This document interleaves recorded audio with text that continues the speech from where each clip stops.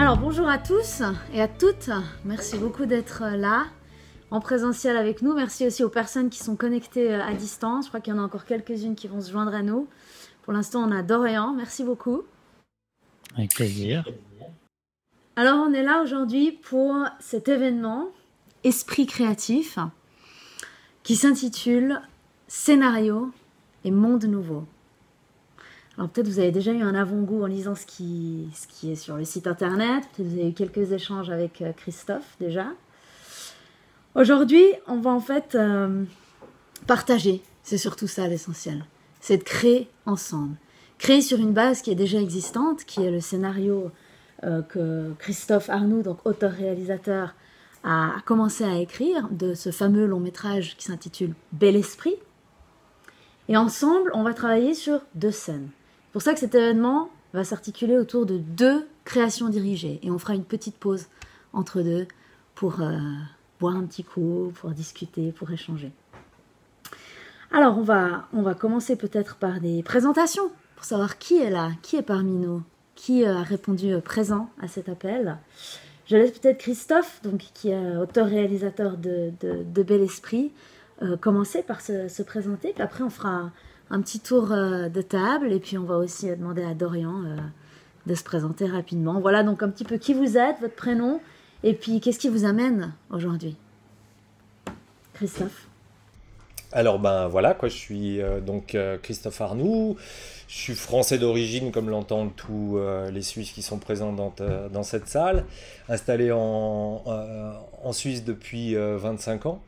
Et puis Bel Esprit est mon premier long métrage et donc je serai auteur, réalisateur et aussi comédien sur ce film puisque j'adore jouer donc j'en profite pour me créer un petit rôle. Et voilà, j'ai commencé il y a 2 ans à développer ce projet. Je ne fais que ça, écrire. Et puis, au bout d'une année, j'ai compris que je devais partager. Et c'est pour ça que vous êtes là. On va partager ensemble. Et j'ai l'intention de partager le film dans sa création jusqu'à la sortie du film. Et même après, si il y a des possibilités. Donc voilà, je vous remercie bien sûr à tous d'être là. Et puis je passe la parole à la prochaine personne. On va commencer peut-être par ça. Bonjour à tous ceux qui ne me connaissent pas, mais pour ceux qui me connaissent, ça va être de la réédition. Je suis là en qualité de thérapeute. Une formation de naturopathe, aromathérapeute, mais aussi dans la médiumnité, m'a amené à considérer, en fait, allons au cœur du sujet, les esprits, qu'est-ce qu'ils font, qu'est-ce qu'ils peuvent faire, est-ce qu'ils nous accompagnent ou pas, les plans de conscience, qu'est-ce que c'est. Je pense qu'on va avoir beaucoup de matière à développer cet après-midi. Et j'ai déjà fait le premier événement d'Esprit Créatif ce printemps et je suis contente de revenir, d'avoir été réinvitée et d'être de nouveau là cet après-midi avec vous. Merci. Merci à toi. Alors bonjour à tous, merci d'être là pour cette conférence. Donc Olivier Guibert, je suis comédien. Et ça fait de nombreuses années que je connais Christophe, avec qui on a fait des projets, des courts-métrages, des ateliers cinéma. Et là, c'est la première fois qu'on part sur un long-métrage. Et puis, il m'a casté comme grand-père de la protagoniste. Donc, je suis très content.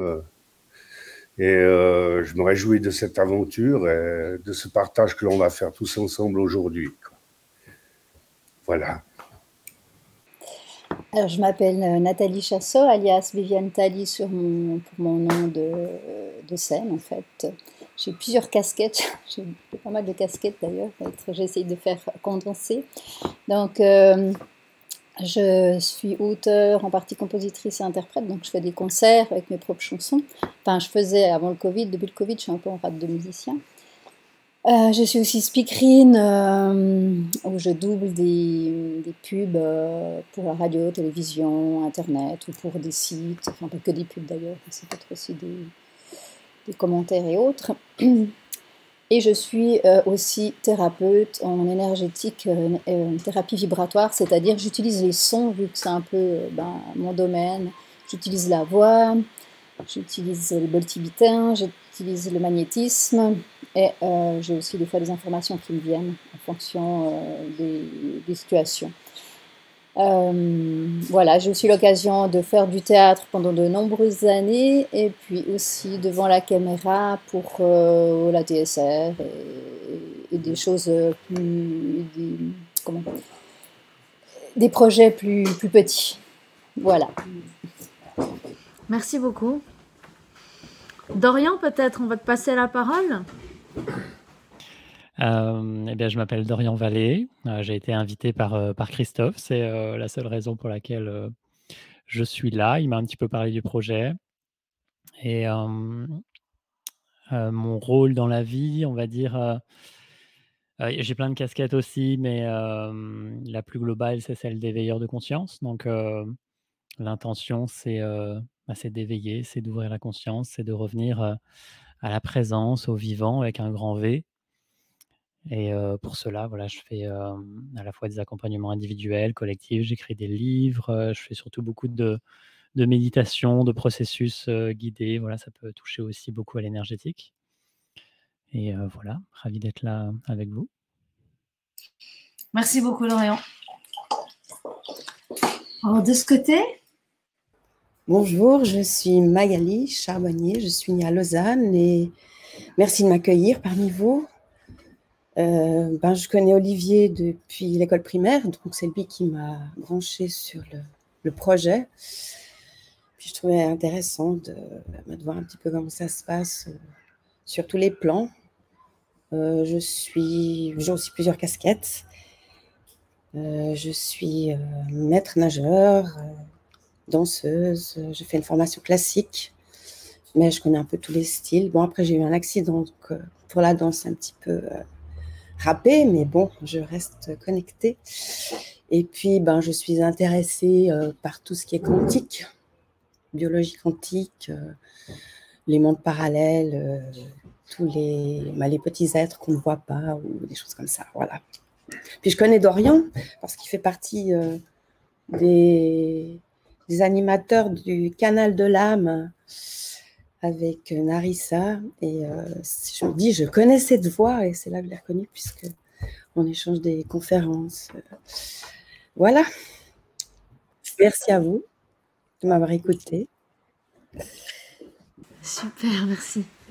Alors, de l'autre côté, maintenant, nous avons... Bonjour, moi c'est Peter. Alors moi je suis là vraiment tout par hasard.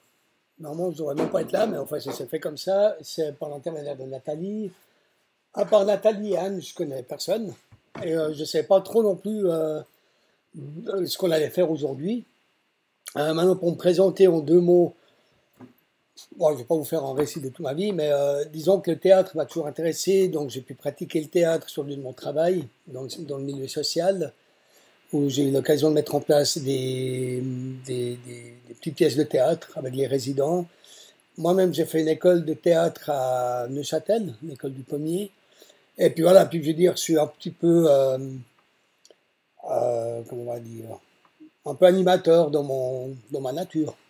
Enfin voilà, c'est un petit peu... je ne sais pas trop comment... Je suis un peu multi-tout et rien du tout. Voilà. Merci. Il faut que je rappuie sur le truc. Oui, bonjour à tous. Je suis Lorella Forte, d'origine italienne et également suisse. J'ai un passé de comédienne. J'ai vécu à Paris 6 ans. J'ai joué dans Eva Perron de Copie. Et j'ai fait partie d'une chaîne TV qui s'appelait Anachronique TV. Et j'ai fait le cours Florent à Paris aussi. Et je suis revenue en Suisse parce que, pour des raisons de santé, je suis revenue ici et j'aimerais retrouver le milieu du théâtre. Et aussi, cette idée de création de films me passionne. Et c'est pour ça que je suis ici aujourd'hui avec vous. Merci. Merci beaucoup. Super. Ivan. Moi, je suis Ivan. Alors, je viens de Bretagne. Ça fait 4 ans que je suis ici en Suisse. Et du coup, je connais Christophe, c'est par les ateliers cinéma qu'il avait fait en 2019. J'avais dans faire en premier en 2019, après en 2020. Mais du coup, voilà, j'ai toujours été intéressée. Enfin, je suis cinéphile et j'adore, ça me passionne, quoi, vraiment, la technique, et même l'écriture aussi. Et donc, voilà, je suis très heureux de venir et de participer à ce projet qui a l'air d'être incroyable. Merci.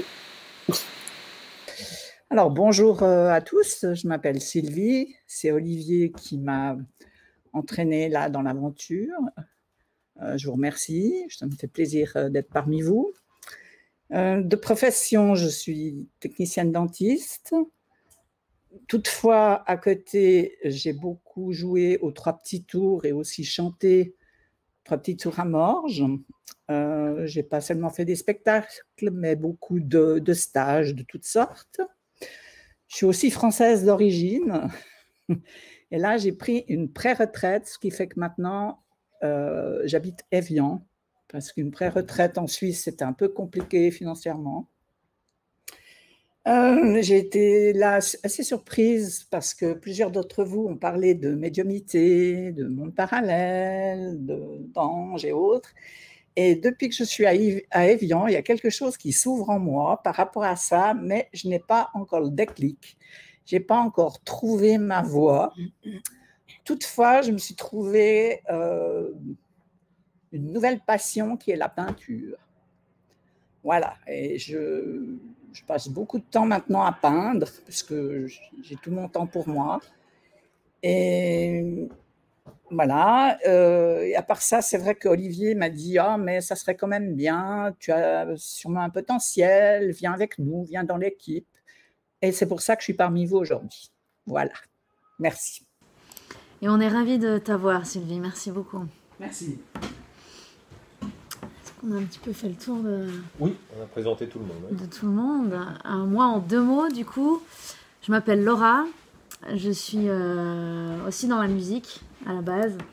Auteure, compositrice, interprète. Et puis, j'ai rencontré Christophe, quelque part par hasard, même si le hasard n'existe pas.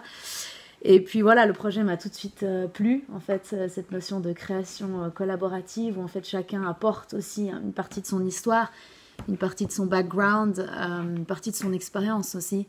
Et justement, dans ce processus de quête, un petit peu, hein, c'est ce que vous disiez, Sylvie, oui. Voilà. Donc, voilà, on est toutes et tous réunis aujourd'hui pour ça, pour créer ensemble. Et moi, c'est ça qui m'intéresse, en fait. C'est le partage de qui vous êtes et de ce que vous pouvez apporter à cette œuvre collective. Voilà. Alors, le film Bel Esprit, on y vient.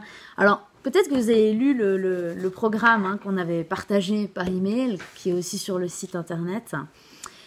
Il s'articule en 2 parties, en 2 créations dirigées.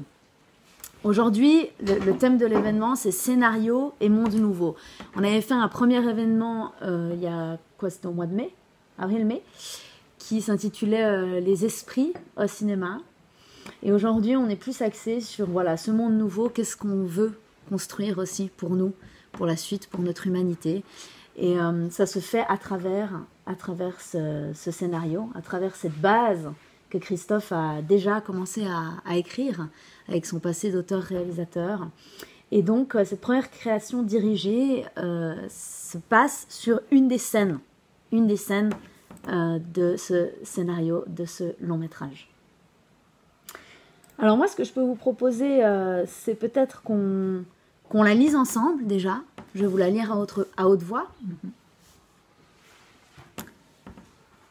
Est-ce que c'est tout le texte? C'est la première moitié. Première création dirigée, ouais. Après la deuxième, c'est la deuxième. Est-ce que tu veux faire juste avant peut-être un petit récap de qu'est-ce que Bel Esprit, de quoi ça parle, entre guillemets, pour qu'on puisse comprendre le contexte avant de se plonger dans cette scène en particulier? Absolument. Alors, résumé de Bel Esprit. 2020, Annabelle étudiante en sciences politiques avec ses deux amis sont en train de préparer leur révision. Elles veulent cartonner sur leur diplôme et elles savent clairement que ça va être un pied de nez à Sciences Po puisque elles ont compris et elles ne veulent plus se conformer à ce moule qu'elles ont découvert qu'était cette école. Et puis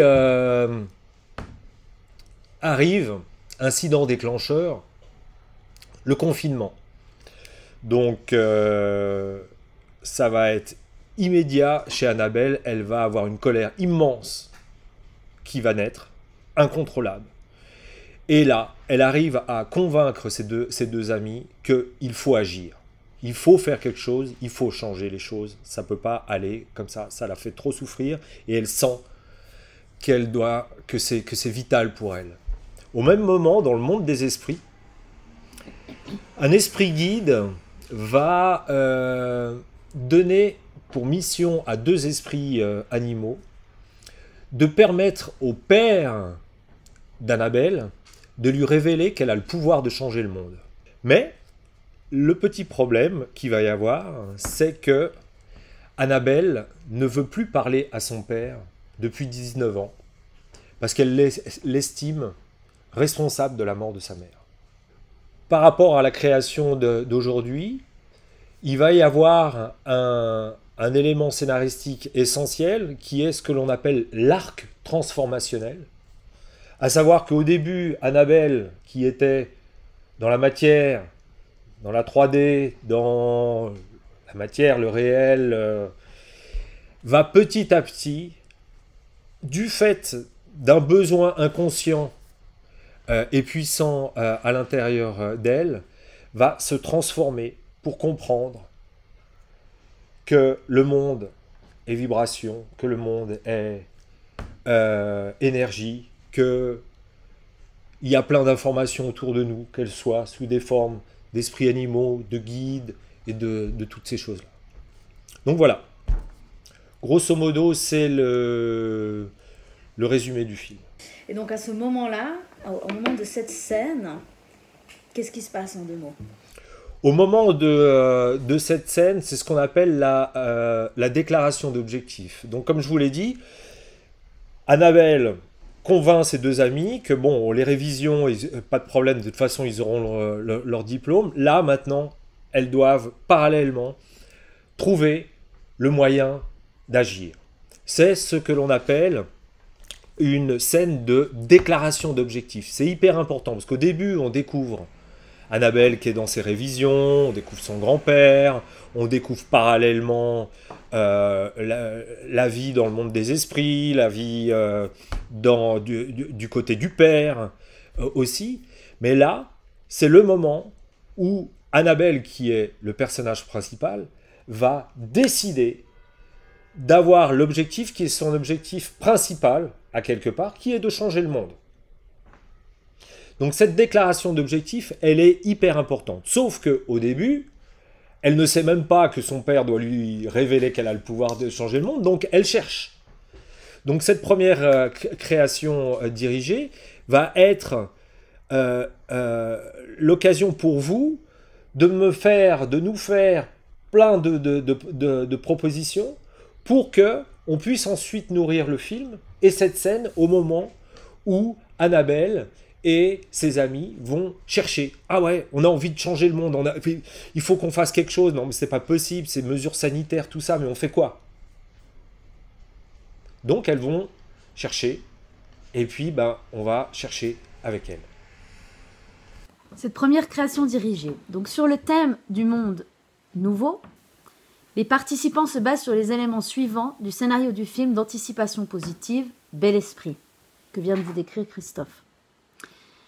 On est en début 2020, Annabelle, 24 ans, et ses deux meilleures amies, Claire et Anaïs, voient la pandémie mondiale se rapprocher de la France. Elles analysent avec froideur la société libérale et globalisée dans laquelle elles vivent et la manière dont la crise est gérée. Les populations sont inégalement traitées et sont confrontées à la peur. Elles constatent que cela perpétue l'appropriation du pouvoir et des richesses par une partie de plus en plus petite de l'humanité au détriment de l'environnement, des animaux et de la grande majorité des êtres humains.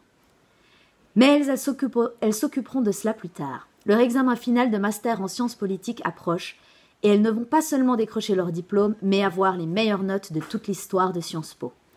Ce sera leur ultime pied de nez à cette institution, puisqu'elles ont décidé de ne pas suivre la filière classique pour laquelle Sciences Po les prépare. Non, une fois ces diplômes historiques obtenus, elles vont mettre leurs connaissances au service d'ONG capables d'agir au mieux pour la planète. Annabelle, Claire et Anaïs mettent en place un programme de révision intense, couplé à un programme de préparation psychologique poussé. Au fur et à mesure que les mesures sanitaires se renforcent, les 3 filles tiennent le coup et suivent leur programme de révision. Mais quand le confinement est déclaré et que le président de la République parle de guerre, Annabelle explose de colère envers ce comportement qui la révolte. Elle n'a pas le temps de tenter de se reprendre, qu'elle est prise d'une violente douleur abdominale. Claire et Anaïs connaissent bien Annabelle et savent que la seule solution est d'agir tout de suite pour qu'elle ne sombre pas dans l'angoisse qui l'a précédemment terrassée. Elles promettent à Annabelle de trouver ensemble un moyen d'agir qui la rassure. La première création dirigée invite les participants à proposer des moyens d'action, tels que pourraient les imaginer Annabelle, Claire et Anaïs, en cohérence avec les éléments de construction scénaristique de Bel Esprit mis en place par l'auteur.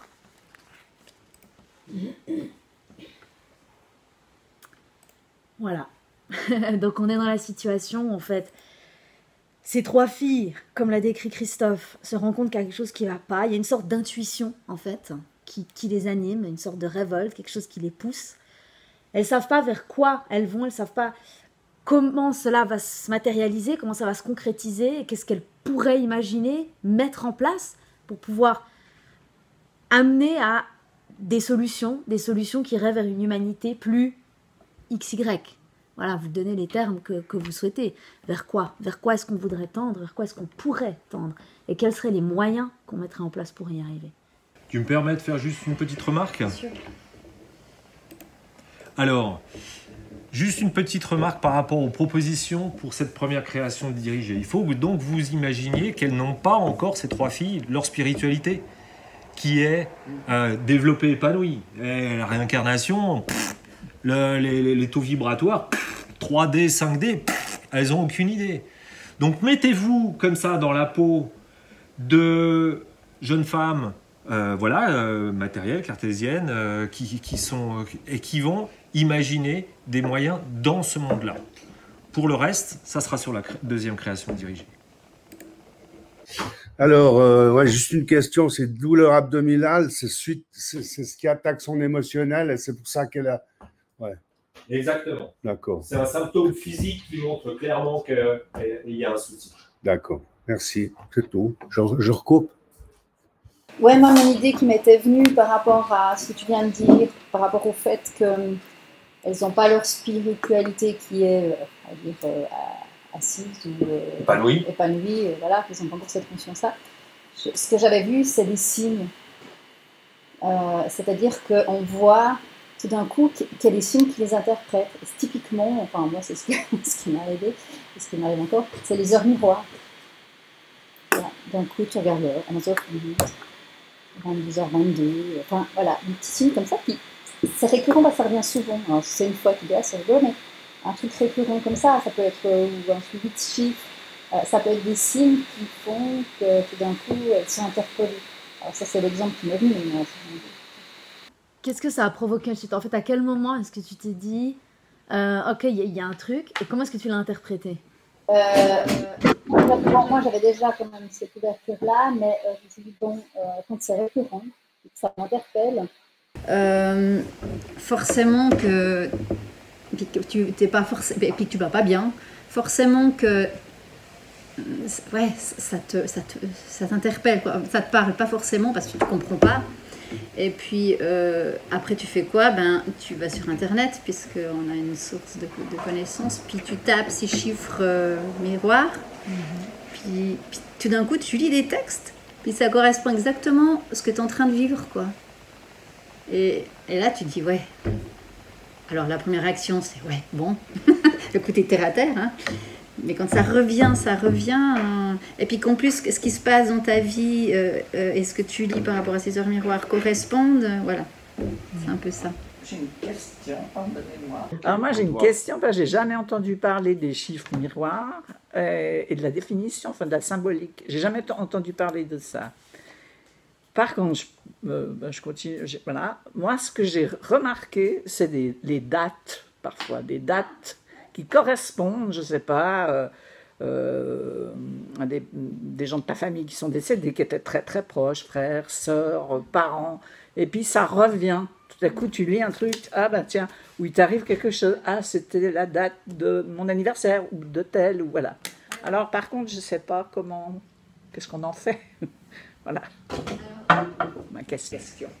Alors là, juste, excusez-moi, mais on est juste en train de glisser sur un autre sujet qui a été longuement développé au cours du premier événement, qui est vraiment les esprits au cinéma et toutes les différentes manifestations, les signes, les chiffres et toutes ces choses-là.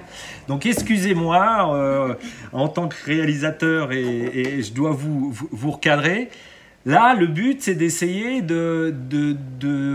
Alors, si vous voulez, moi, je vous en fais une des propositions que j'ai déjà écrites dans une des premières versions. C'est qu'elles se disent « Ah, mais tiens, il faudrait changer ce système de société.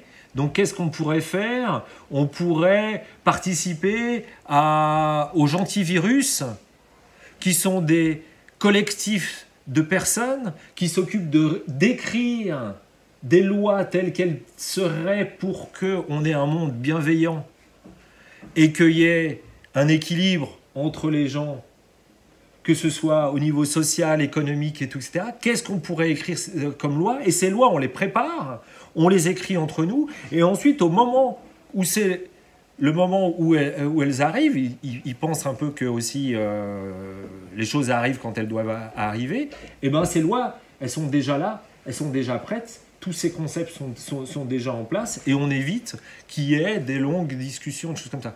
Donc voilà, ça c'est par exemple une proposition de choses qui est plus dans le côté de ces trois nanas qui sont à Sciences Po, qui connaissent la politique, qui connaissent les lois.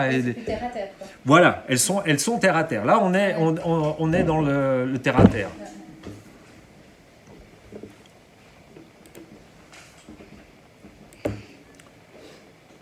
Alors, je ne sais pas, à la base, on voulait faire un tournus pour que chacun ait la parole au fur et à mesure, mais si ça ne vous convient pas, on passe la parole à ceux qui la demandent. Pete. Moi, j'ai eu deux idées comme ça, flash, mais je ne sais pas si c'est le moment de les dire ou pas. Oui, vas-y. Ok, parce que là, maintenant, on est dans le fait qu'Annabelle, elle explose de colère, elle a une crise d'angoisse, donc ses deux amis doivent la calmer. Donc, en sachant que quand Annabelle fait des crises d'angoisse, un truc qui la calme beaucoup, c'est la tisane au citron. Et le citron, c'est symbole de lumière, c'est symbole de clarté. Et puis, donc déjà, elles vont courir, faire chauffer la bouilloire pour préparer cette tisane, en sachant que ça va déjà la calmer. Et une fois qu'elle est un peu plus calme, qu'on peut discuter, ils disent, ok, là on doit vraiment agir parce qu'il ne peut pas continuer comme ça. Pourquoi pas créer un parti politique qu'on va faire un blog, puis qu'il y a le confinement, on va mettre un nouveau parti sur pied par les réseaux. Alors, j'avais une idée d'un nom de parti politique, mais vu qu'elles ne sont pas encore de l'énergie, c'est peut-être trop tôt, elles sont peut-être plutôt en deuxième partie, mais j'ai pensé le parti politique O, E-A-U, pour énergie d'amour universel. Alors, voilà. Très intéressant. Continuons sur cette idée de... Vas-y. Je vais juste aller au bout parce que c'est à vrai dire, je ne juste pas qu'après, je suis obligé de l'exprimer parce que je compte également aussi écrire un livre où je vais parler de ça. Donc, je ne veux pas après qu'il y ait des problèmes de plagiat, de trucs, de machin. Parce que ça fait partie aussi de ma conviction personnelle, spirituelle. Donc ça, c'est un truc perso, mais que je trouve que de toute manière, je voulais en parler un jour, je me dis pourquoi pas ici, mais en sachant aussi, et ça j'ai envie d'être clair, que pour l'instant il n'y a rien, mais c'est vrai que je compte aussi une fois écrire un livre avec un peu toutes mes idées en vrac comme ça. Et je n'ai pas d'idées précises pour... Enfin si, j'ai des idées précises, mais je ne sais pas comment les mettre. Enfin bref, voilà en gros. Donc je voulais juste pas que ça crée de problème. Après, je donne volontiers... Tu partages ce que tu as envie de partager à ce stade. C'est tout à fait libre. Hein. Donc, Très bien. Voilà. Mais je veux dire, si après un jour j'écris, il y aura pas on va pas me dire, mais ça a été pris dans le film, c'est du plagiat, machin, enfin non. Juste au niveau des droits, juste... Alors, J'essaie de je sors un peu du sujet, mais c'est important pour moi de savoir ce que je peux dire ou pas, et puis comment ça va être interprété. C'est juste ça qui est important. alors c'est hyper important en fin de compte, cette notion-là, et c'est légitime que tu te poses la question, et bien sûr j'y ai pensé. En fin de compte, ici on est en train d'échanger des idées. Les idées ne sont pas protégeables. Ce qui est protégeable, c'est les histoires. C'est-à-dire qu'il faut qu'il y ait des histoires, qu'elles soient mises en forme, qu'elles soient travaillées, et d'une manière personnelle, correspondant à l'auteur. C'est-à-dire que si tu ressors une histoire et qu'on voit clairement qu'il y a quelqu'un d'autre qui l'a raconté cette histoire avec son style, et que c'est pas ton style, ton propre style à toi, Okay. voilà. Ok, non, comme ça je suis au clair, comme ça Voilà, ok, c'est cool. Voilà, et j'en profite juste pour... vous trouvez, il y a un blog d'Adrien et Mathieu qui s'appelle Il n'y a plus de papier, dans lequel il y a un événement qui s'appelle Scénario, dans lequel ils expliquent ça clairement avec la loi française qui est pratiquement la même au niveau des droits d'auteur. Il faut vraiment que les idées soient mises en forme, construites, pour qu'elles deviennent une œuvre. D'accord. Si une simple idée est mise comme ça, c'est l'histoire d'un mec sur un pont, c'est pas protégeable. Ok, très bien. Merci. Ok. L'idée est universelle. L'idée est universelle. Et gratuite, et on la donne à tout le monde en pleine énergie de partage. C'est ça. Merci beaucoup. Mais, avec plaisir. Est-ce que peut-être Dorian, tu aimerais dire quelque chose? Eh bien, allons-y. Vous m'entendez? Très bien. Ok. Moi, ce qui me vient, c'est pour structurer les idées qui viennent, c'est de pouvoir leur donner 3 catégories possibles. La première, ça serait je me rends compte que le monde va mal et donc je suis en réaction avec le système en place, avec on va dire le mal ou le côté sombre, voilà, qui semble m'arriver, et donc je vais chercher des solutions pour transformer le système. Par exemple, je vais prendre part à un parti politique pour infuser mes idées, ou je vais prendre part à une ONG, etc. Donc vraiment en réaction avec ce monde-là. Un deuxième plan, ça serait de créer à partir d'un élan neuf. C'est pour reprendre la politique, c'est je crée mon parti, peu importe ce qu'il existe déjà, j'impulse mes idées et mes lois sans chercher forcément à les mettre dans le système, mais je crée un nouveau système qui peut-être à un moment donné peut fusionner avec l'existant ou pas forcément. Ça peut être un nouveau monde qui émerge et qui va faire adhérer de plus en plus de personnes. Et en fait, c'est un petit peu ce qu'on vit beaucoup dans notre monde aujourd'hui, où il y a tous ceux qui sont dans le moule et dans le monde existant, mais on sent bien que ce monde existant, il est en train de s'écrouler un peu de tous les côtés. Donc c'est soit en fait j'essaye de sauver à tout prix ce bateau qui coule, et peut-être qu'il y a des solutions pour ça, soit je quitte ce bateau et je crée un nouveau bateau, et voilà, on voit où ça nous mène. C'est peut-être moins confortable, mais en tout cas, je pars à partir de quelque chose de totalement nouveau. Et un troisième plan, ça serait vraiment d'être à l'écoute de ce qu'il y a au fond de soi, dans le sens où là, il y a une réaction physique, des douleurs abdominales et tout ça. C'est comprendre que le monde, c'est comprendre que ces choses-là qui naissent en moi existent déjà avant que quelque chose les déclenche à l'extérieur. Donc là, il y a bien des événements qui semblent déclencher ça, mais en fait, c'était déjà préexistant, c'était comme endormi en soi. Et donc quand il y a des émotions comme ça ou des sensations qui sont réveillées, en fait, on peut à un moment donné, juste, se servir des situations qui nous arrivent pour aider à libérer toute cette charge, émotionnelle ou énergétique qu'on peut porter de cette vie, d'autres vies et cetera. Et sentir qu'en fait, qu'à tout moment, on crée le monde qui nous entoure et que ce monde-là, même s'il ne nous convient pas, on l'a créé collectivement et que c'est notre responsabilité. Et notre responsabilité, c'est aussi, pour ceux qui évidemment ressentent l'appel et qui sont prêts pour ça, de libérer tout ce qui entre en résonance avec ce monde-là. Donc c'est toutes ces émotions qui sont bloquées, tous ces ressentis, toutes ces énergies qui sont bloquées, toutes ces mémoires que l'on porte. Et, et pour moi, voilà, dans la quête de ces étudiantes, ça passe par ces 3 phases. Il y a une phase de j'entre en résonance et j'essaye de changer le monde parce qu'il ne me convient pas. Il y a une phase de OK, en fait, c'est peine perdue, je vais créer le nouveau monde dans lequel j'ai vraiment envie d'exister.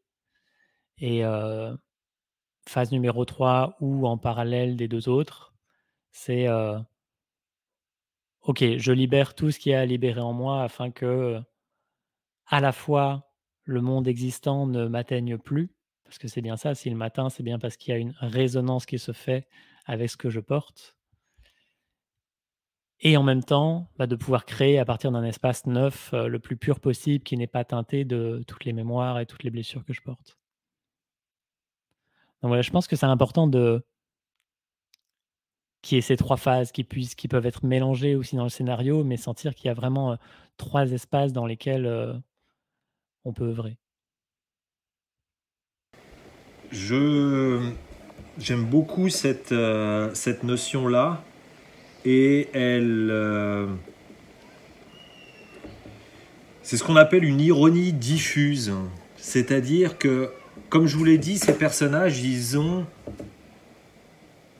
des réactions matérielles et émotionnelles, mais toutes ces phases dont tu parles, elles apparaissent quelque part par les actions. C'est-à-dire qu'à travers les actions qu'elles vont faire, tu as complètement raison, il faut qu'il y ait cette envie cette sensation de résonance, cette envie de vouloir créer et de vouloir se libérer. Elles sont encore dans la matière, mais justement, les actions qu'elles doivent faire doivent être des ébauches de ça. Et une fois qu'elles auront avancé et qu'elles auront pris conscience de tout ça, à ce moment-là, ça deviendra épanoui, éveillé. Oui, et du coup, par rapport à ce que tu dis là, ça me fait penser qu'il y a probablement une dernière étape, on va dire l'étape ultime, où tout est reconnu comme étant le divin à l'œuvre ou la lumière à l'œuvre, et que même l'ombre est au service de la lumière, et qu'en fait, tout ce qui est toute l'ombre qui semble s'être manifestée dans leur vie était là juste pour mettre en lumière ce qui avait besoin d'être libéré en elles, et en fait de pouvoir s'apaiser avec tout le processus, juste de se laisser porter par la vague plutôt que de la combattre, en sentant que voilà, la vague, elle est juste là pour nous porter un peu plus loin. Pour nous porter, oui, c'est de l'énergie qui nous porte. Absolument. Ça, je vais le faire au fur et à mesure, entre ces 2 scènes qui sont un peu extrêmes. C'est volontairement, bien sûr, que pour cette première présentation du scénario, j'ai pris deux scènes éloignées, comme par exemple aussi le fait très important que Annabelle va comprendre que, à travers le parcours, à travers les différentes expériences qu'elle va vivre, et elle va aller vivre des expériences bien entendu dans le monde des esprits, puisque si on montre au début parallèlement le monde sur Terre et le monde des esprits, c'est bien pour faire sentir au spectateur qu'ensuite, Annabelle, quand elle va accepter toutes ces choses-là, elle va se mettre à accéder au monde des esprits. Là, elle va comprendre que, comme tu le disais, l'ombre, elle sert à nous montrer que il y a de la lumière. S'il y a de l'ombre, c'est qu'il y a forcément de la lumière. Si l'ombre, elle est là, c'est pour nous mettre des conflits, des obstacles, des choses en face de nous pour qu'on puisse comprendre. Oui. Effectivement, c'est très intéressant et j'imaginais qu'on pouvait faire un parallélisme entre la situation personnelle d'Annabelle et la société. C'est-à-dire que, moi, je reviens un petit peu à ce que moi j'ai pu constater, c'est que je vivais des choses pendant ces 2 ans, j'ai vécu des choses dans ma vie assez fortes sur le plan personnel, mais qu'en fait, je me rendais compte que ce que je vivais à l'échelle individuelle, donc tout petit, était l'image à l'échelle de la société de ce qui se passait. Donc, je trouverais intéressant je ne sais pas trop de quelle manière, ça se ferait, c'est plus ton job, mais qu'on retrouve ce parallélisme et se dire, bon, en fait, je prends toujours cet exemple, si on veut nettoyer tout Paris, combien de temps il faut? Les gens, ils commencent à calculer, je ne sais pas. En fait, 5 minutes, si tout le monde nettoie devant sa porte, quoi. Donc, en fait, voilà, je trouvais que ça pourrait être quelque chose d'intéressant entre la petite goutte dans l'océan puis l'océan, quoi, ou l'individu et la société. Enfin, vraiment qu'il y a Je pense que ça peut être pertinent. Après, comment, je sais pas. C'est complètement pertinent, puisque on est tous d'accord, et c'est ça qui est superbe dans ces échanges, c'est qu'on est tous sur les mêmes bases. On disait dans le premier événement, tout est à l'intérieur de chaque chose. Nous sommes une partie de la source, et nous formons la source, donc toutes les échelles, du microscopique au macroscopique. Voilà, je prends un exemple de ce que j'ai vécu moi. J'ai vécu de la manipulation dans ma vie, et en même temps, ce que je réalise, c'est que dans la société, qu'est-ce qu'on fait avec les médias et autres? On nous manipule. Donc voilà, je peux vraiment constater des parallèles. Et ça, je pense que c'est pas par hasard non plus, quoi. Donc j'ai dû régler, j'ai réglé une situation, je suis en train de prendre conscience de tout ça, pourquoi je me suis fait manipuler, etc. Et en même temps, je le vois, alors c'est beaucoup plus difficile de le voir en soi, pour moi, hein. J'ai eu plus de peine de le voir en moi, tout ça, que de le voir à l'extérieur dans la société. En fait, la société fait miroir. Et c'est vrai que quand je me pose des questions sur moi, je me dis, comme j'ai vu ce parallélisme, je me dis, dans la société, je le vois plus facilement que pour moi. Est-ce que j'ai des réponses en regardant la société, par exemple? Alors ça, c'est aussi très, très intéressant, puisque ces jeunes filles, elles vont aussi forcément regarder les médias et toutes ces choses-là. Elles découvrent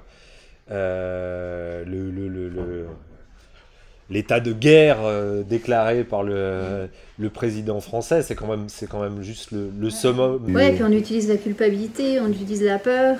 Donc on retrouve ça chez Annabelle par ses angoisses et des peurs.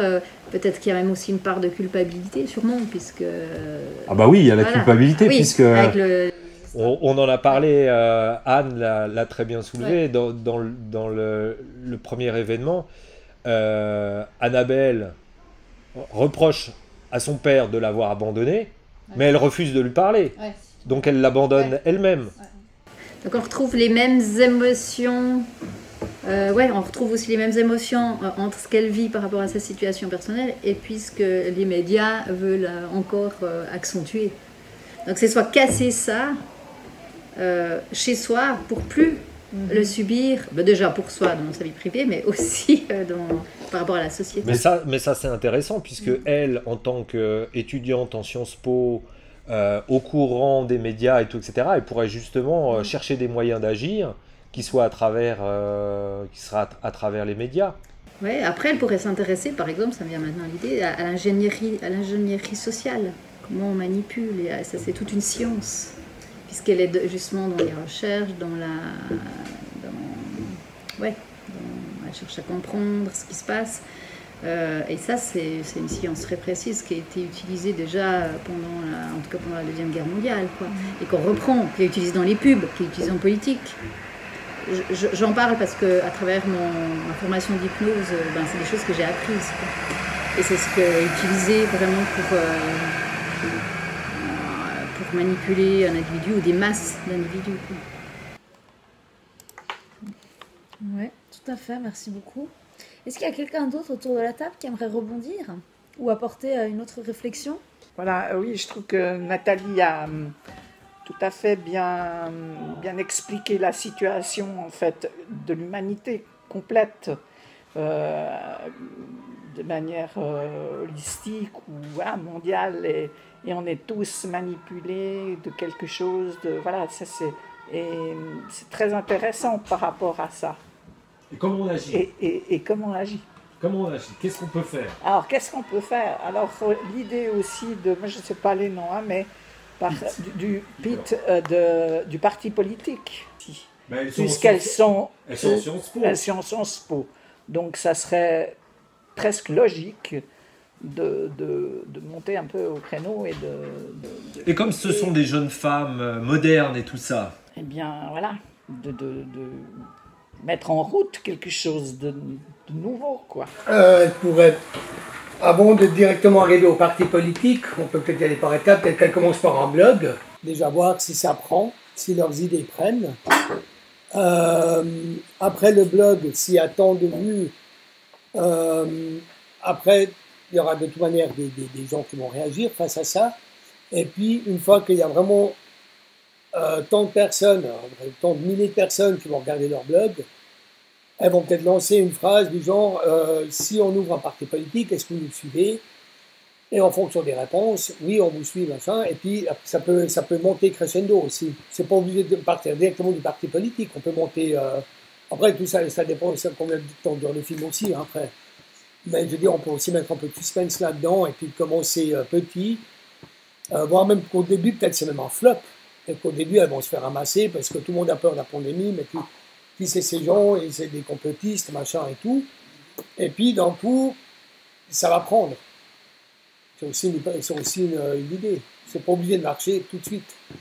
Elles peuvent très bien se planter, et puis après, elles sont les trois déprimées, elles vont les trois boire une tisane au citron, elles se reprennent, et puis après, ça repart. Enfin, je sais pas. J'aime bien ton limoncello, moi.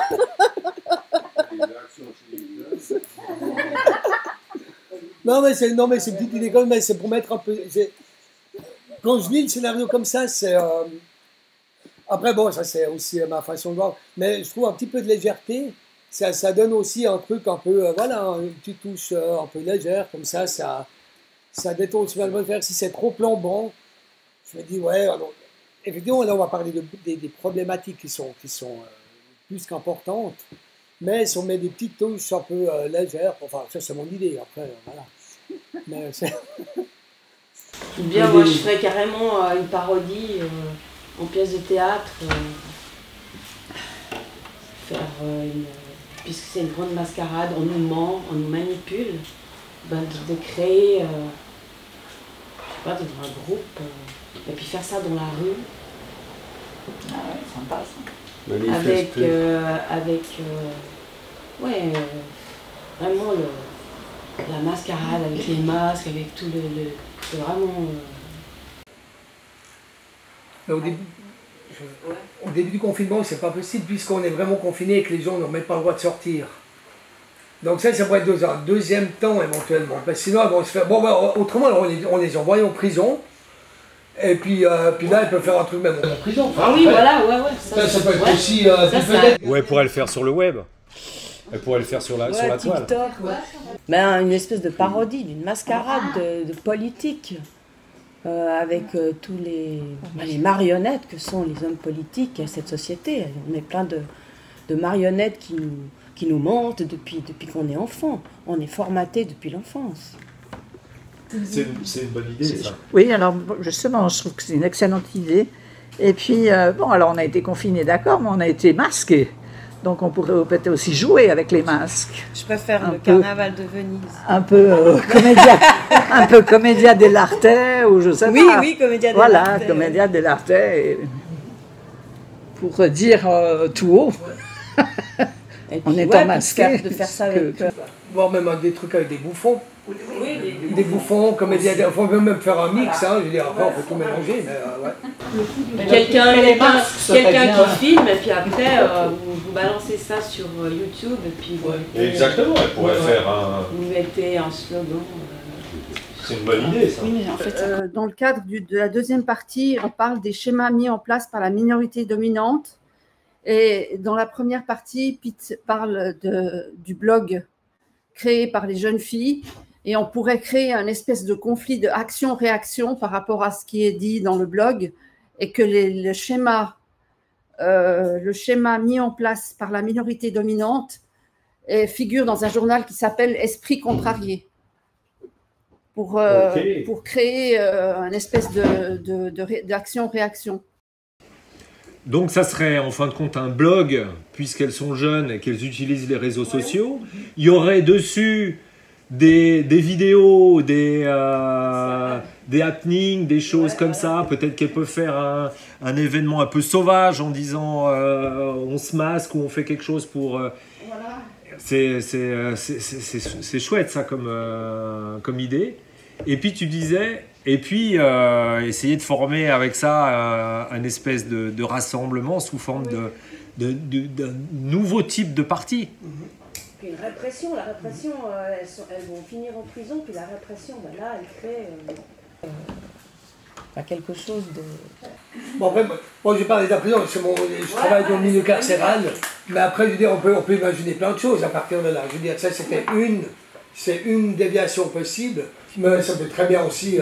En prison, elles vont créer... Elles peuvent tomber sur une gardienne qui est pas d'accord avec tout ce qui se met en place par rapport au Covid. Je leur dis, écoutez, moi je vais monter un atelier pour vous à la prison, et puis à partir de là, après les idées fusent, enfin je veux dire, après c'est... Il pourrait avoir un contact qui les met en relation avec des gens qui sont en prison et le mettre dans le blog et ils échangent. Après ça peut se faire aussi de manière clandestine. Ça peut se faire de manière clandestine aussi, d'avoir quelqu'un à l'intérieur de la prison qui va... Ouais, enfin, je veux dire, après on est dans un truc un peu mafieux, mais dire mafieux pour le bon, quoi. Ouais. Une taupe mafia. Ouais, une taupe qui travaille pour le bien. Ouais, mais la partie, la minorité dominante qui nous manipule dans les médias pourrait contrarier ce blog. C'est-à-dire de dire que tout est faux, qu'il ne faut pas faire comme ça, etc.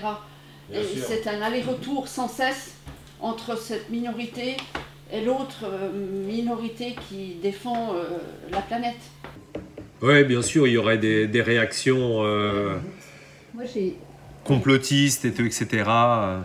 Si je prends l'exemple de toutes ces idées qui existent déjà dans la réalité, entre autres des partis politiques qui ont essayé de montrer, d'expliquer certaines choses, le nom je ne l'ai plus en tête là, mais qui est aussi existant en France, et qui finalement s'est fait étouffer par les partis politiques au pouvoir et qui sont la mafia qu'on connaît.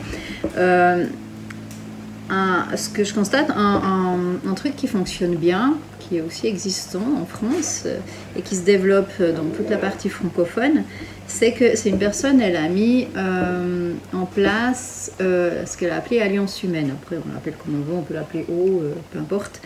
Et puis, elle a réuni toutes les personnes qui ont été confrontées, qui ont eu des problèmes suite au Covid, licenciements, forcing de vaccination, etc. Et donc on pourrait aussi imaginer que ces trois femmes fassent la même chose, après avec leur âge évidemment, mais qu'elles réunissent, parce que ce qu'ils ont fait, ils ont fait un mouvement pour la santé, donc c'est-à-dire que des médecins, des infirmières qui ne pouvaient plus pratiquer en vrai, dans la matrice on va dire, ont créé un monde médical parallèle où ils soignent avec des médicaments simples, voire le plus souvent naturels possible, genre vitamines, etc. Ça, c'est une chose qu'ils ont créée, vraiment, qui est existante. Après, une autre chose qu'ils ont créée, c'est des enseignants pour les parents qui ne voulaient plus mettre les enfants à l'école, mais qui voulaient quand même que leur enfant ait des enseignements. Donc, c'est là aussi, les enseignants, les profs qui ont été licenciés parce qu'ils ne voulaient pas rentrer dans le jeu du Covid, eh ben, ils se sont réunis, ils ont créé ce mouvement. Après, il y a eu, qu'est-ce qu'il y a eu encore? Un autre mouvement pour les étudiants qui crevaient de faim parce qu'ils n'avaient plus de quoi faire leur petit job et tout. Donc, ils ont créé un autre mouvement pour justement les gens donnent, pour qu'ils puissent, ils ont appelé ça les cartons du cœur, sauf erreur. Voilà, ils ont créé des mouvements concrets, avec des choses concrètes, dans différents secteurs, donc la médecine, l'enseignement, aider les étudiants, puis qu'est-ce qu'il y a eu encore? Ah oui, le voyage aussi, ils ont créé un autre mouvement, c'est que on ne pouvait plus voyager. Donc ils ont créé un autre mouvement où les gens qui peuvent héberger d'autres gens, et en l'occurrence soit une cabane dans le jardin, soit ils ont un appartement, soit une maison. Il y a vraiment toutes sortes, hein. Ça va du petit truc très simple au truc plus luxueux. Et ben ces gens-là se sont réunis, ils ont créé un site avec toutes les photos de ces endroits pour voyager. Donc en fait, qu'est-ce qui se passe? Il se crée un mouvement parallèle à la matrice. Et les gens qui sont comme nous, qui se rendent compte quel piège on est pris, sortent de la matrice pour aller dans cet autre mouvement. Parce que, si j'ai bien compris l'histoire, c'est que ces trois Annabelle doit changer le monde. Donc il faut des idées concrètes. Et je me dis, ça pourrait être une bonne idée de recréer quelque chose qui est déjà, enfin, de raconter quelque chose qui est déjà en place et qui fonctionne. Parce qu'il y a beaucoup de gens qui ont été, par exemple, sauvés ou soignés, voire guéris par rapport à ce mouvement de médecins et d'infirmières qui sont sortis de la matrice et qui soignent, voilà. Donc, on pourrait imaginer que ces trois femmes, elles créent ça, justement. Parce que là, c'est des choses qui fonctionnent, parce que c'est vrai que c'est rigolo de faire des trucs dans la rue et tout, mais c'est pas ça qui aide les gens, quoi. Les gens qui sont dans le besoin parce qu'ils se retrouvent dans des situations de merde à cause de cette histoire de Covid, quoi.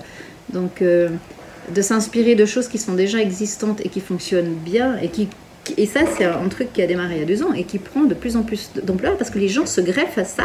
Tous les gens qui ont envie de sortir de ça se greffent, apportent leur soutien, font du bénévolat. Après, ils essaient aussi de récolter des fonds en vendant des colliers, n'importe quoi, enfin des casquettes, des choses pour pouvoir financer aussi, puis un petit peu payer les médecins, les infirmières, mais c'est bon.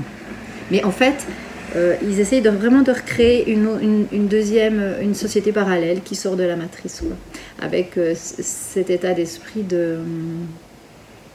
d'être là aussi pour l'autre et juste pas pour faire du profit, comme on est dans cette société où tout est basé sur le profit, quoi. Et là, ça donne des gens qui donnent de leur temps, de leur cœur pour vraiment créer ce mouvement. Enfin, voilà. Oui. Voilà une idée concrète qu'on pourrait amener. Parce que c'est quand même pas anodin de vouloir sauver le monde, quoi. Enfin, moi, j'ai pas la prétention de sauver le monde, j'arrive moi me sauver déjà toute seule, ce sera déjà bien.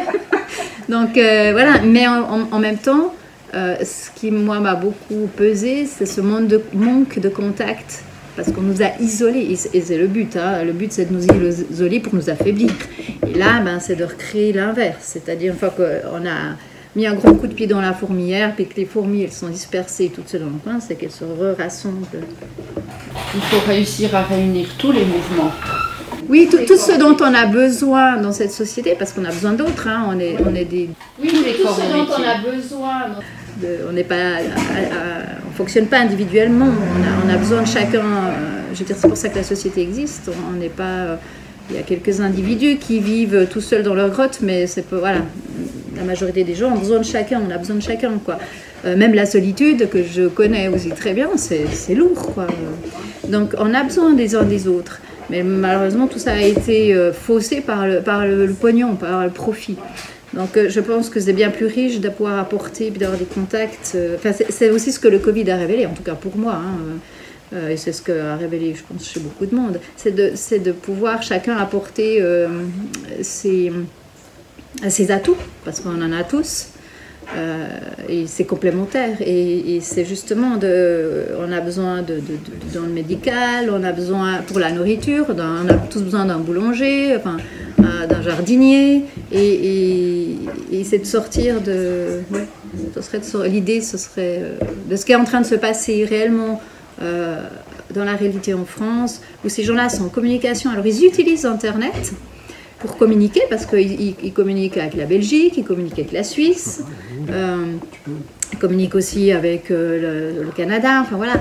Et alors, ils utilisent les outils informatiques qu'on connaît, et ça permet aussi de rassembler tout le monde, et puis de se faire connaître. Donc, ils utilisent l'Internet pour diffuser tout ça. Et après, ça se redit, ça fait un petit peu effet boule de neige, quoi. Quelqu'un parle à quelqu'un, et puis... Voilà, moi, quand j'ai l'occasion de parler de ce mouvement, j'en parle. Je dis, va voir le site, écoute ce qu'ils disent, parce qu'ils font des zooms. Ce qu'ils font aussi, c'est qu'il y a des zooms de lundi, mercredi, vendredi, où ils expliquent. En plus, ils donnent l'information réelle et pas celle des médias qui nous montrent. Donc, et quand ils donnent des informations, ils ont vraiment l'information qui est juste. Ils ont les liens. Ils ont été cherchés pour être sûrs de s'assurer que c'était la bonne information, que c'était pas un tox, quoi. Et si de temps en temps ça arrive qu'ils donnent une mauvaise information parce que c'est difficile des fois de cerner le vrai du faux, eh ben, quand ils sont au courant de ça, ils le redisent, ouais, c'était une fausse information, c'était une intox, etc. Mais voilà. Donc ça pourrait être une idée que ces trois filles créent ce mouvement, un mouvement comme ça, quoi. On l'appelle mouvement et pas parti. Ce qu'on se rend compte, c'est que c'est la politique qui nous... Moi, j'aime pas le mot politique perso, parce que c'est la politique qui nous a servi. Et en Italie, ils ont créé le mouvement 5 étoiles, et il s'est intégré au parti politique italien, ouais. Et ça n'a pas marché. Oui, c'est ça. Parce que la politique, comme elle fonctionne aujourd'hui dans la matrice, on se rend compte que c'est plus possible. C'est ça qui nous a asservi, qui nous a trompés, parce qu'on s'est reposé là-dessus.